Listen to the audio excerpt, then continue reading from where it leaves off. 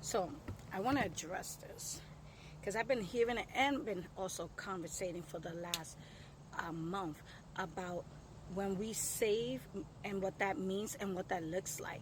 When we save, what it means that a believer, you become a believer, you become a new creature, not a creature like an animal, right? No, a new person, like the old you is gone, but it's not really gone because you're working on the new you. So while you're working on the new you, you got to get rid of the old you because it doesn't no longer fit the pattern, right? And there goes, and when we get saved, meaning we accept God into our lives, we accept him, right? He starts to do a new in us. We start to see different, be different, look different. We can't go back to the old ways. We can't keep saying, I used to be like this. Or people are lucky that I'm saved. What is that? That means that there's a spot or an area in your life that you're still struggling and you got to let go. Because that doesn't make sense if we're serving God for 20 years and we still keep going back to the same old ways or still having that same attitude. There's a lot of verses in the Bible that says how to renew your mind, and therefore if you renew your mind, for instance, like Romans 12:2, it says, and be not conformed to this world, but be yet transformed by the renewing of your mind, that you may prove what is good and acceptable and perfect will of God, right? First of Peter 1:14 says, as obedient children, not fashioning yourselves according to the former lusts in your ignorance, right? Ephesians 5:17.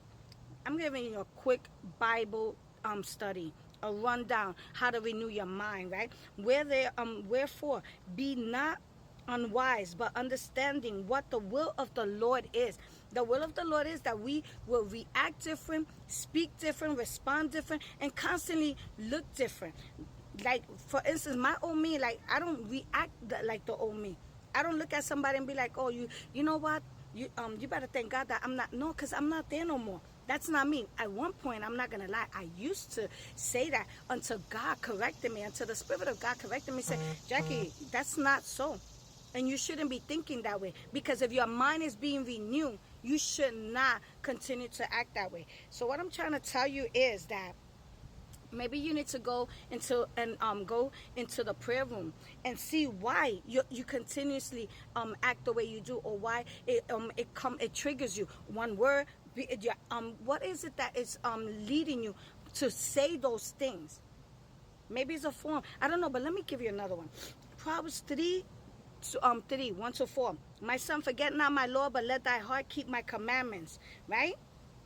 For the length of days and long life and peace shall they add to thee. Let not mercy and truth forsake thee. Bind them about thy neck. Write them upon the table of thy heart. That's King James here. So shalt thou find favor and good understanding in the sight of God and man. Here you got Romans 34:8. Oh, taste and see that the Lord is good. Blessed is the man that trusts in him. And this is one of my favorites. They're all my favorites.